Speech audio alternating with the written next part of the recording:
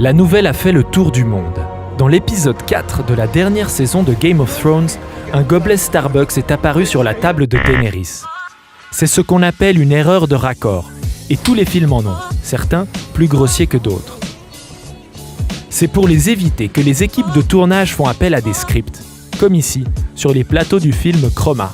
Salut, je m'appelle Sonia Petit, je suis script, et une de mes tâches consiste à éviter les faux raccords. Avec son aide, nous allons explorer des faux raccords dans des scènes mythiques du cinéma.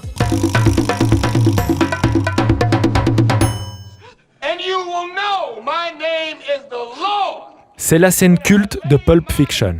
Samuel Jackson interprète une tirade biblique avec passion avant d'exécuter sa victime. Les deux tueurs à gages se font ensuite tirer dessus par un individu qui surgit des toilettes. Manque de chance ou intervention divine, il rate ses cibles et laisse un contour de balle sur le mur autour du duo. Vous avez remarqué l'erreur ? Revenons en arrière. Les traces de balles étaient là avant que les coups de feu aient eu lieu. Dans cette scène, il y a visiblement, en effet, une erreur de continuité. La continuité dans un film, c'est l'enchaînement logique de l'histoire et du récit.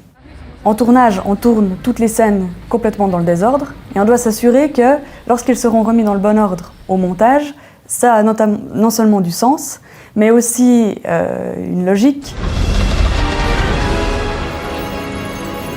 Ces téléporteurs géants est en chute libre. On peut voir dans le casque que l'altitude est de 15 000 pieds. Pourtant, quelques minutes plus tard, le tableau de bord à l'intérieur du vaisseau indique 18 000 pieds. Alors qu'il est censé avoir perdu de la hauteur. Là, en plus, c'est des effets spéciaux, donc c'est pas sur le tournage que ça a été fait. C'est possible que ces deux plans VFX aient été faits par des équipes différentes, ou même dans des pays différents, et qu'ils ne se soient pas coordonnés.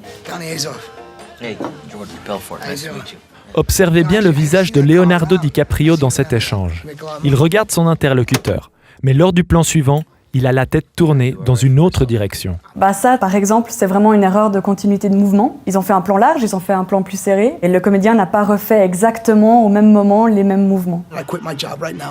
C'est pas très grave, normalement l'attention, elle est quand même portée par l'intention de jeu, et ce genre de petites erreurs passent souvent inaperçues. Les erreurs de raccord peuvent aussi survenir dans des dessins animés. Prenons l'exemple de Blanche-Neige et les 7 nains. Lorsque les mineurs rentrent chez eux et découvrent la présence de la jeune femme, Simplet ferme la porte avec fracas. Lorsqu'ils ressortent effrayés, la porte est ouverte.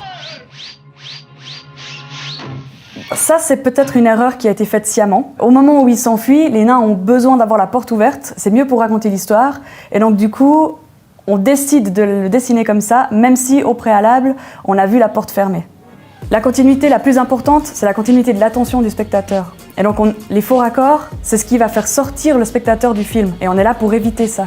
Mais il y a certains faux raccords qui passent inaperçus parce que l'attention du spectateur est captée par autre chose. Après cette vidéo, ne passez pas trop de temps à chercher les erreurs. Ça, c'est le métier des scripts. Votre rôle à vous, c'est de vous laisser porter par l'histoire.